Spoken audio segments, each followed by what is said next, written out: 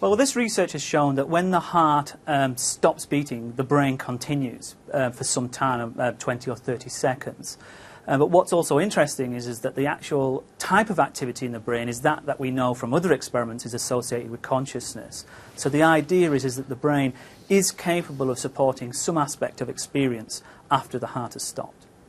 And so how do you know that that rat experience equates to human experience? No, we don't. We use it as a comparative model. The types of brain frequencies that were recorded in the rat brains are known through other experiments to be associated with human visual consciousness and human visual awareness. So it's true that there is a bit of a leap in the conclusion there, but the premise is very sound. Jason, a lot of people who've been through this near-death experience and are brought back to life describe that moment of seeing a bright light, seeing a long corridor with a light at the end of it. So what is that? That's the brain going into hyperdrive, in effect, is it? That's right. What happens is when the heart stops beating, it stops feeding nutrients and oxygen to the brain.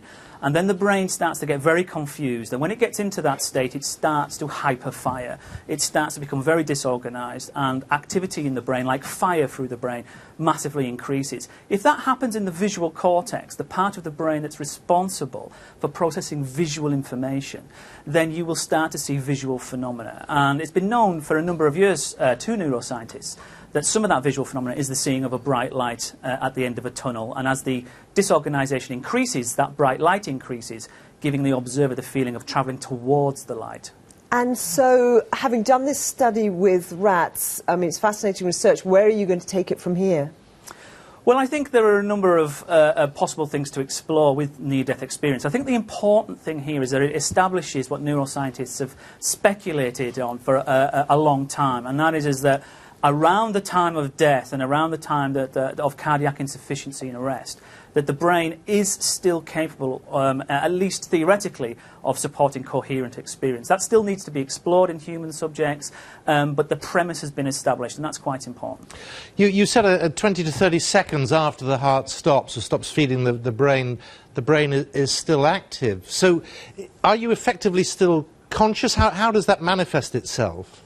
Well, that's an excellent question, and the honest answer is we don't know. I mean, this study was done on rat brains, but the implication is we know from broader science that certain frequencies in the brain are associated with visual awareness. So when you are awake and you are aware, there are certain frequencies present in the brain. When you are anaesthetized or unconscious, those frequencies are absent. In this study, those frequencies associated with consciousness, and particularly with visual awareness, were present in the brain after the heart had stopped, and that's the inference that these researchers are making.